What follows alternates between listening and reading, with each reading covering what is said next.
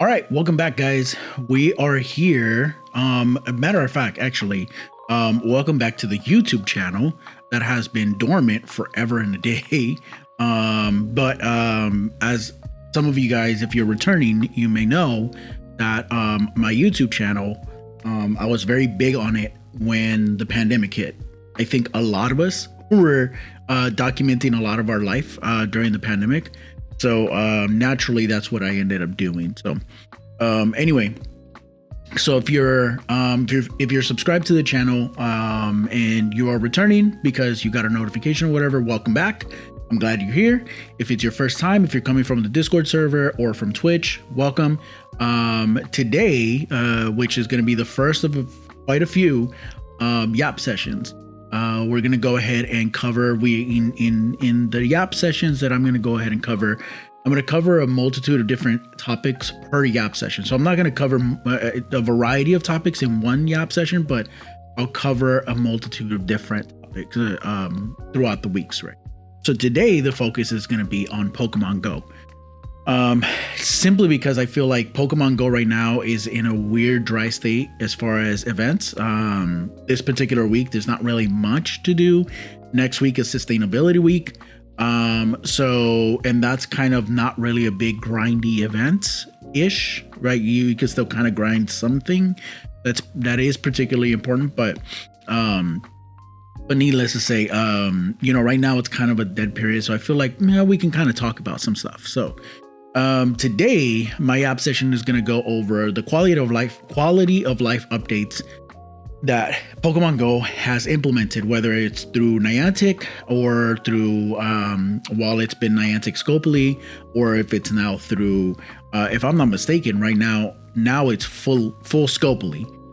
If you're not familiar too much with the handoff, Scopely bought Pokemon Go, as far as like they bought it from Niantic, if I'm not mistaken, or they bought Niantic, I don't remember, but something along the lines of like now Pokemon Go is owned by Scopely.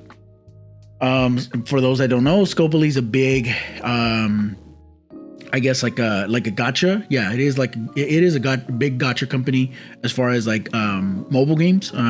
Their biggest one is Monopoly Go, which is very, very currency, in-game currency heavy. So we'll go over a couple of quality of life updates that have been implemented in the past couple of years. Some of them have been a little bit more recent than others, but some of them are a little bit more kind of dated per se. So some of them are pros, and some of them I don't like to say necessarily cons, because I don't like looking at the game in a negative way. So I would like to kind of name it as like it needs some updates or some tweaking or reworking. But I think that I will call it for sure. There is one that is, I believe, a con, an absolute con, that they need to just go back to the drawing board about that, because I think that was not necessarily fair for the player base, but we'll go over that in a bit. So as always, I like to go over the pros, and in particular, right, one of the things that I like about in the recent implementation, and I think it started last year, was the Go Pass. The Go Pass has a lot of perks. And in this particular month, it has the Lucky Trinket, which is really great. The Lucky Trinket allows you to go ahead and just become auto lucky friends with a friend of your choosing. It is a consumable, and you get to go ahead and choose it on whatever friend that you want. Some monthly Go Passes are better than others. So for example, like this month's Go Pass, I think is probably the most premium, because everybody, particularly likes becoming lucky friends with other people that they have they're building friendship with, and like to trade with each other. So I think that the one that probably isn't a big hot commodity with a lot of people was last month's, which was the Infinite Incubator. A lot of people weren't very excited about that one. which is fine. Some people were, but for the most part, the majority were not very excited. So, but I will say that this is a pro. This is something that when we're looking at quality of life updates, it's really nice to be able to, one, get a lot of perks. So as you can see, you get quite a bit of stuff, by completing the free version, the basic version, which is on the left, and the deluxe version, which is on the right, which costs money, right? So it's pretty good. I particularly, for the most part, buy it simply because of the consumables that come with it. I think that, for the most part, I think that they even out as far as prices. You get star pieces, you get lucky eggs, you get candy, you get Pokemon encounters. Some of those Pokemon are shiny. We'll talk about that in a minute too. But it does give you an option to catch certain things that maybe you're not able to, whether it be, I haven't seen that they've implemented regional Pokemon, but I'm more than certain that at some point they will start introducing some regional Pokemon catching in the deluxe track. So for example, Halucha, Klefki, so on and so forth. I'm sure they'll integrate it in the deluxe because, they're a gacha game. They want to make money, right? So that's cool. With the lucky trinket, there's also the remote trading. So if we look at my friends list, right, you can see that I have quite a few that we can now what's called forever friends. I'm gonna see if I can find a way to blur the names of my friends here. If not, then shout out to you for being in my video. But some people, we're lucky friends, right? And we're forever friends, meaning that we can remote trade. So some people that may not live close by to each other, they may be able to do a remote trade. That was something that, since 2016 when this game came out, that was something that a lot of people had, were like, hey, we want remote trading. We want to be able to remote trade, which is really cool. I like this. I like the implementation of it. You do not have to be lucky friends to be able to do a remote trade, but you do have to be forever friends. So the way that this works is that in the original concept of friendship, you would have up to 4 hearts and you would become best friends, or something along the lines of that. You become best friends, and then that's pretty much the cap of it. And then you just keep on gifting and interacting with each other until you're able to trigger the lucky friendship, right? Now in this case, you have a 5 heart cap. So those 5, you fill it up, and then you reach its max, you become forever friends, which means that you are now able to do 1 remote trade. Then, if you want, you can pair that with a lucky trade if you are lucky eligible. So as you can see here with my friend Spishy, we're lucky friends and we're forever friends, right? The good thing is we live very close by to each other, so her and I will probably never use the remote trade. But as you can see with my other friend, Eddie Brock, and the majority of these friends right here in this list, we actually meet up for campfire meetups. Shout out to Norwalk 562. But so Eddie Brock and I are not best friends. I mean, sorry, we're not lucky friends, but we're forever friends. As you can see in this little icon that shows the trade. It's like, it almost looks like an infinity sign. No, not even infinity, but it's the trade icon. So we can trade. That doesn't mean that it'll be lucky. It could trigger a lucky if it's a Friday, if just for various variables. However, we're not automatically lucky, as opposed to like Johnny 310, Pimp Daddy OG 23, Spishy. Like we're forever friends and lucky.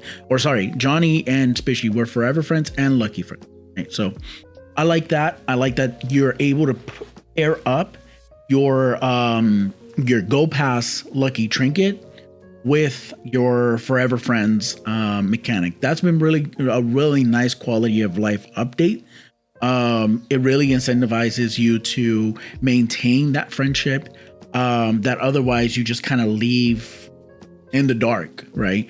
So it's really cool that they implemented this. One other thing that they implemented that I think was really nice, and I think it's an underrated mechanic that I think a lot of people don't realize how important it is. It's, as a matter of fact, I got it right now. Well, there's an invitation for a Shadow Latios, right? However, what Vance, I forget his name.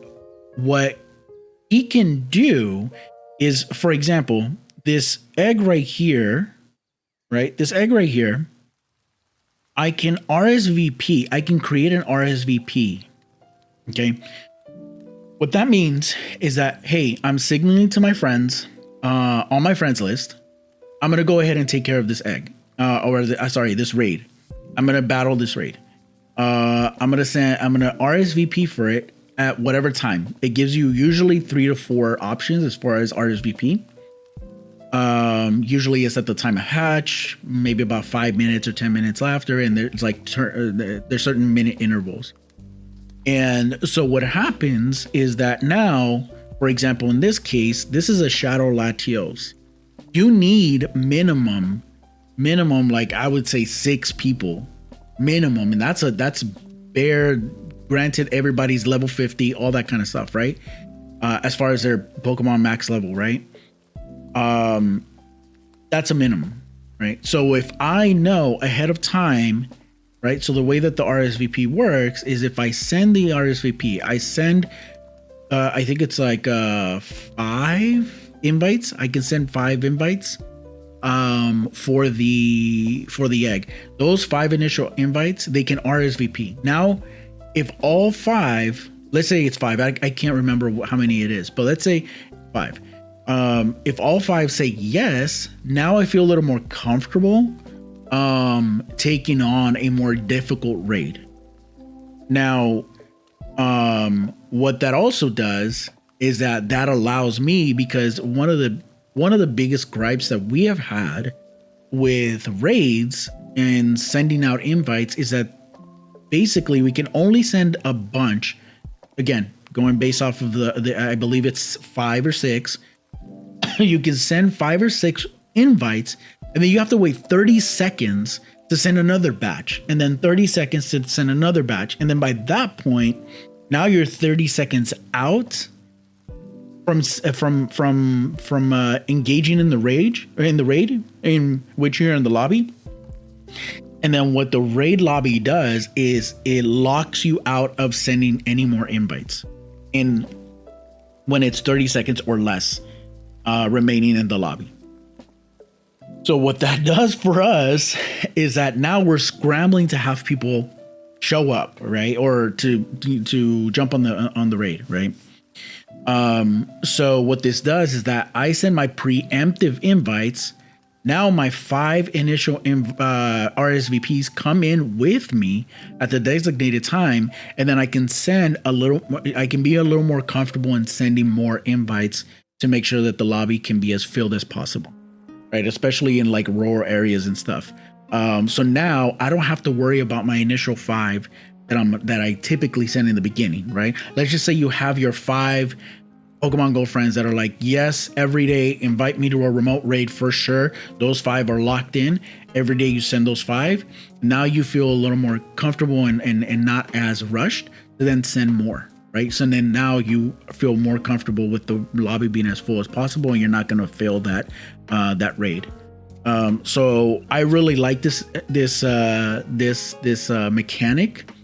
I believe that it's probably one of the most underrated mechanics ever, because it really takes away from the anxiety of, am I going to be able to take on this raid or not? So, and then on top of that, there's also the remote raid join from the friends list. So going back to my friends list, right? I can click here, and as you can see at raid, At first they were rolling this out little by little, as they usually do. Niantic or Scopely in this case, usually, sometimes, for the most part, I think they choose New Zealand to roll out some beta updates, and this was one of them. This was one of them, and people were like, "Oh, what's this about?" Basically, it's the inverse of a RSVP in the sense of, I'm chilling, I'm at my desk at work, I've got some free time, like maybe I'm taking my 15-minute break, whatever the case may be. And you're like, I've got a remote raid pass, I want to go ahead and use it. You can actually pull up your friends list and see who's at a raid. And then from there, you can then see, it'll then prioritize, very similar to your friends list like this. It'll show who's doing what raid. So like Jelly Beanie could be doing a Latios raid. Andy could be doing a Mega Aerodactyl raid, so on and so forth. Right. So, which I think is really cool because that gives you flexibility to be able to join whatever raids are available. Right now, no one's raiding. That's fine. It's not a big deal. But for all intents and purposes, I wanted to kind of show what the menu looks, which is really cool. It's again another underrated mechanic. I think a lot of people don't realize. So another thing that I think has been really cool that I think not a lot of people are talking about. I saw it like being talked about in the very beginning, but after that, there wasn't really much conversation around it because I think it was just like, oh, okay, cool, and they moved on. But it's the consumable option, or sorry, the consumable item option after you do some kind of a Pokemon action. So for example, when you do Roar of Time, and as a matter of fact, I'll even show you. I'll even show you at Roar of Time. Here we are. Okay. So at Roar of Time, use it for 6 minutes. And then what it should do, typically, if I recall correctly, yep, there it goes. Roar of Time pauses the timers of the following items, extending the duration. Incense, Daily Adventure Incense, Star Piece, Lucky Egg. You are not currently using any of these items. So it's really cool that it says use an item, right? So now you've used an adventure effect. And because of that adventure effect, if it's relevant to any of these items, it'll pull it up and say, hey, you're not using any item, would you like to use it? Because otherwise, all you're doing is just kind of using an adventure effect for no reason. Really underrated, mechanic, understated mechanic that I absolutely love. I think it's great. So that's pretty cool. Just like with and I need to that was it. Also with Gmax, right? For those that may recall, if you weren't playing before this, right, now you are able to join a Gmax raid or battle, should I say, a Gmax battle, and have a total of 100 players, 100 trainers in the battle, which is absolutely broken. That was not the case. If you recall, or if you are new, about a year and a half or two, I don't exactly recall when they implemented Gmax. I know that it was obviously, the first 3 console starters. Excuse me. But, what's really cool was that, sorry, let me kind of gather my thoughts. What has happened, or what used to happen, is that we used to only be able to join lobbies and have a max cap of 40. After 40, it locks that game or that raid or that battle. It locks it. No more can join. Okay. Now they changed that. I want to say it was either Go Wild or Go Tour of last year, where now you can join and it'll be 100 trainers, which is absolutely broken. More often than not, if you're able to get up to 80 trainers, even 70, strong Gmax Pokemon tend to go down. There usually is no issue around the Pokemon going down, right? Unless they're all Wooloos, but but I mean, I think that this is such an non, it's not really credited as much. It's amazing, it's insane, it's broken. Now, what I have seen is, for those that are familiar in Tokyo, or not in Tokyo, in Japan, I don't remember the city or the province, but Poke Park Kanto just opened I want to say it was last year, sometime in like the fall. And there's one gym in the park, and that gym has a raid. And it's a one a day raid. You can only engage in that raid once a day, and it's for one of the birds: Zapdos, Articuno, or Moltres. And what's been really interesting is that in that particular raid, 100 people can join. Now, I don't know if they're doing that there just for there, or if their plan is to eventually implement it for maybe like stronger Pokemon. I maybe Mega Mewtwo,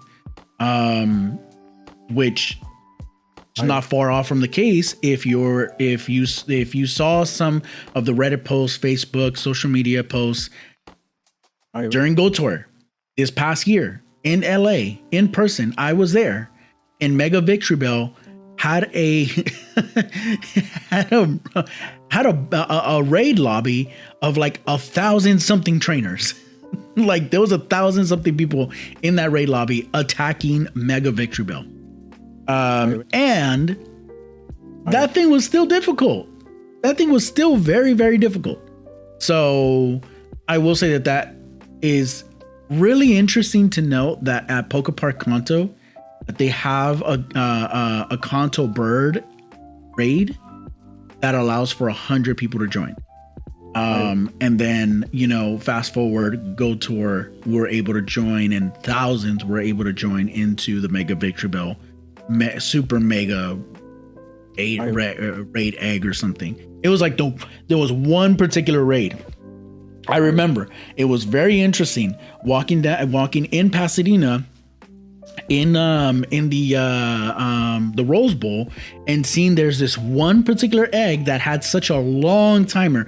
When we got there, it said like 12 hours or something, 8 hours or something until hatch, and it was just one. So my friends and I were kind of like, what's this about? It was really interesting. And then we see like it was this 1,000 people level kind of raid. I thought it was really awesome. So moving on to the last pro that I think a big quality of life update that I absolutely love and adore is the weekly challenge. I literally just finished mine today. And the idea with the weekly challenge is you create a party, or you join a party. The party is of 4, and you are tasked with doing things throughout in game. This particular week for us was to complete 25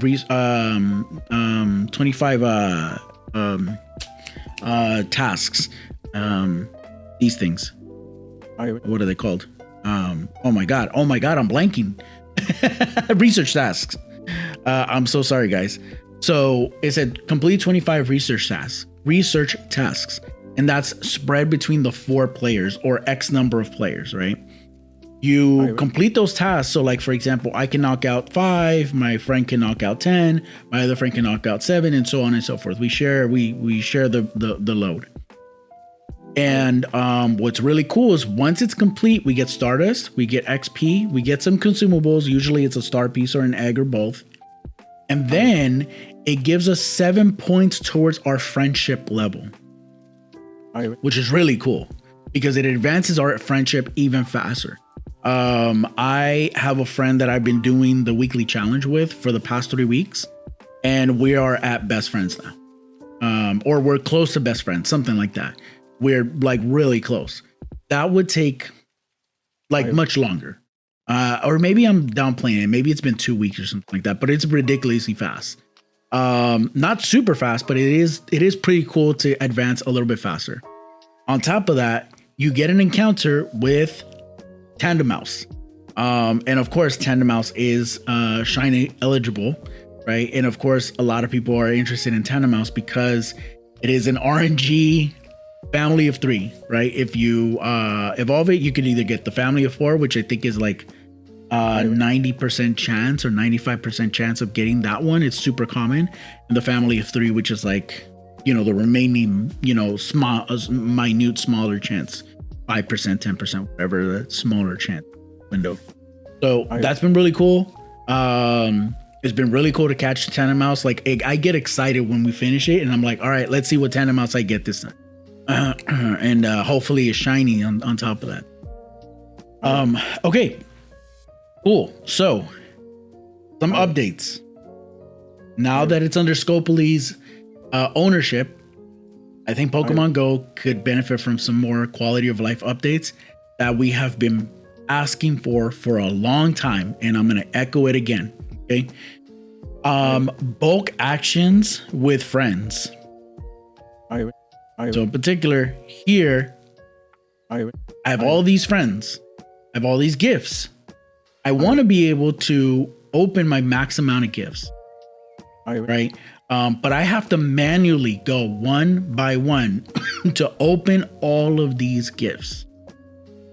And I don't have that kind of time, so it'd be, I think that it'd be really nice if we can integrate some kind of bulk action, whether it is bulk mass send gifts, bulk open gifts, bulk delete friends.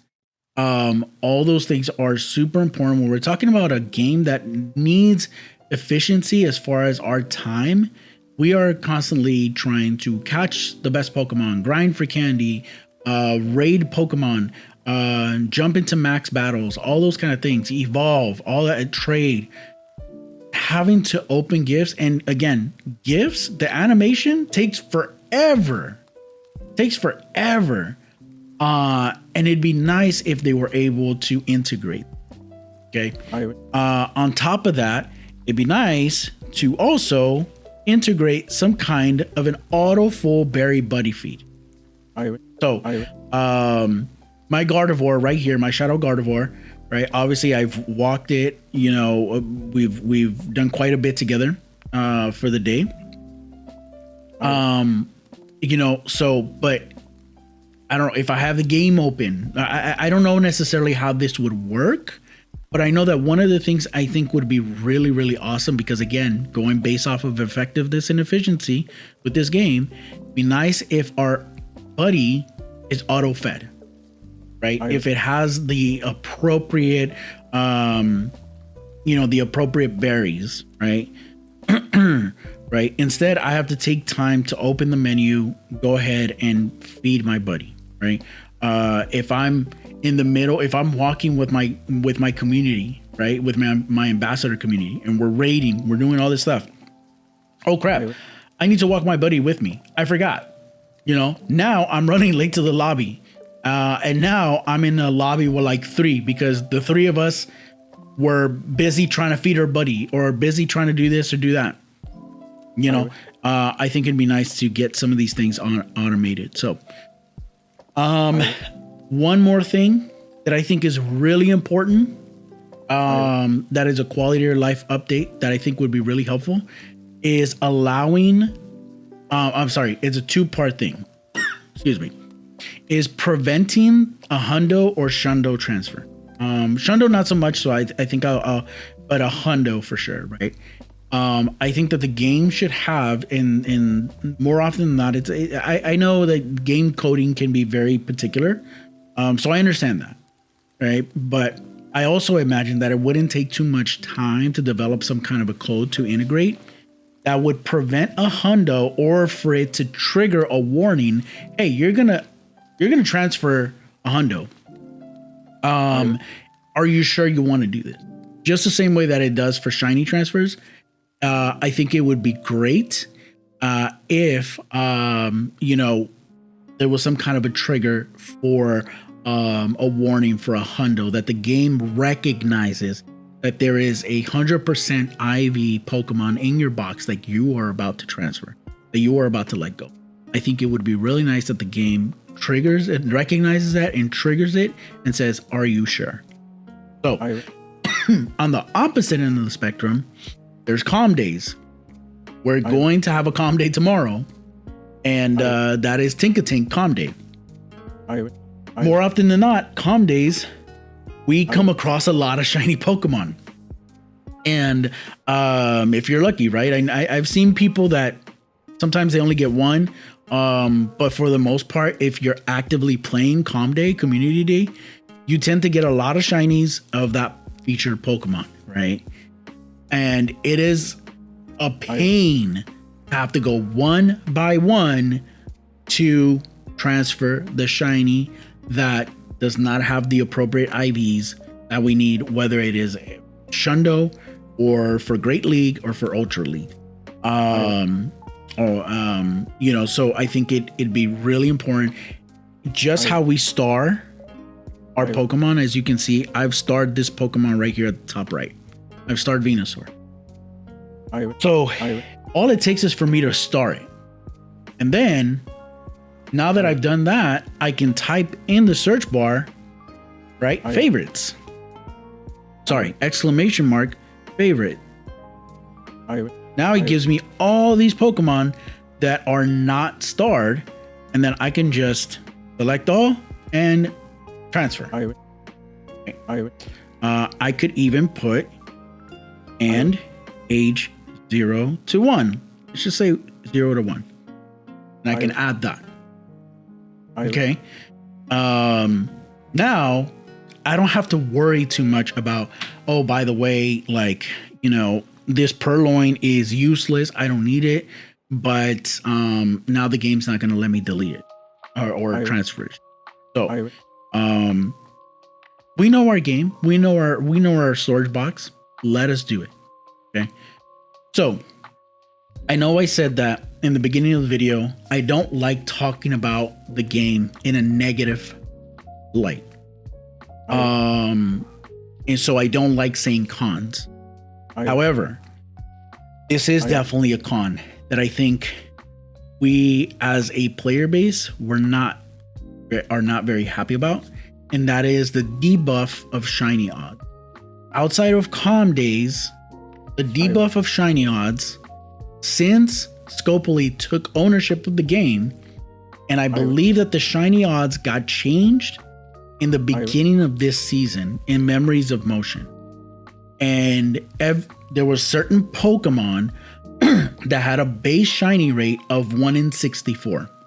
The way it works, for those that may not be familiar, okay, is that what happens is that, and this, I'm going to use this as an illustration, okay? I'm going to use this as an illustration, okay? Let's pretend this is a die. I have my dice in my backpack for, you know, Pokemon TC. But let's pretend this is a die. The 1 in 64 chance means that there are 64 sides to this dice. When I encounter a Pokemon, I throw the dice, or the game, should I say, throws the dice. And if it lands on the number that is the shiny odd, then the encounter is shiny, right? It is not, oh, I encounter 64 Purloins and on my 65th, I'm going to encounter a shiny. No, that's not how it works. So, having a 1 in 64, 1 in 32, 1 in 16, whatever, that's great for the player base. I love it. Absolutely. I don't understand why that's a bad thing to have. However, Scopely decided, hey, we don't like that. And what we're going to do is we're going to take this 1 in 64 and we're going to convert it to 1 in 512. Every Pokemon, right? That's in the wild, every single one. And what that's done is it's made shiny hunting very difficult. Okay. It's made the game, as far as when it comes to grinding, when it comes to hunting, when it comes to doing all that kind of stuff, it makes it unappeasing, unappealing, unattractive. I don't want to do it anymore, right? I understand, no, you shouldn't be coming across shinies all the time. I get that. What's the point? What's the excitement? But at the same time, do not take something from us completely. At that point, it almost feels like a punishment. And I'll be very honest, it almost feels like we are being punished for whatever reason. Don't know. So on top of that, they also mentioned that with that shiny rate debuff, that apparently there's a buff to the shiny rate for hatches and raids and max battles. And that is not the case. At least it does not feel like the case. You know, even just kind of taking a look at my account, I might have, I think I transferred the majority of them, but Dragonite for, what's it called? Fashion week or fashion raid day. I caught one. I caught one. And it was my very last one. And it was a horrible IV one. So great, cool. Out of how many raids for 3 hours? All I caught was one shiny Dragonite. I raided an X number of Absols, Butterfrees, Dragonites, and I walked away with one. Sure doesn't feel buff to me. So I'm very cautiously optimistic about, for example, Shadow Raid Day coming up, and that should be featuring Shadow Entei. I'm cautiously optimistic for Mega Phalanx that's coming out at the end of May, if I'm not mistaken. Now, yeah, sure, I have a Hundo Phalanx and I have a shiny Phalanx that's got good IVs, right? But let's say I don't have those. Now I'm throwing this dice that apparently is buffed for raids. I'm throwing this dice and hoping that it's a 1 in 5, 1 in 10. That means that there's 5 sides to this dice, or 10 sides, however many sides. And if I throw it, I'm hoping that it lands on the shiny, which doesn't feel like it, because it feels like I'm throwing a 1 in 512 shiny dice. So that is definitely a con. That is definitely a con that I do not agree that they have done. So that is my YAP session. I believe that in the past couple of years, Niantic / Scopely now have done an amazing amount of quality of life updates that I absolutely adore. Lucky trinkets within the Go Pass, remote trading, weekly challenges, all those things. I think the player base can agree. Amazing. However, some updates need to come with the game as well, especially now that Scopely owns it.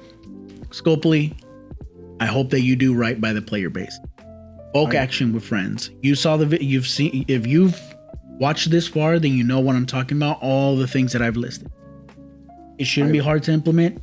Don't have to implement them all at once. Roll them out little by little. But I promise you that the player base will be very, very, very. So again, I love this game. I love seeing the growth in it. I love seeing the progress in it, and I will continue to keep playing this game until the wheels fall off. So with that, thank you guys for watching. If it's your first time coming to the channel, go ahead and find me on Twitch, twitch.tv/artthebars. There's also a link in the description. There will also be a link for the Discord if you'd like to join the Discord server.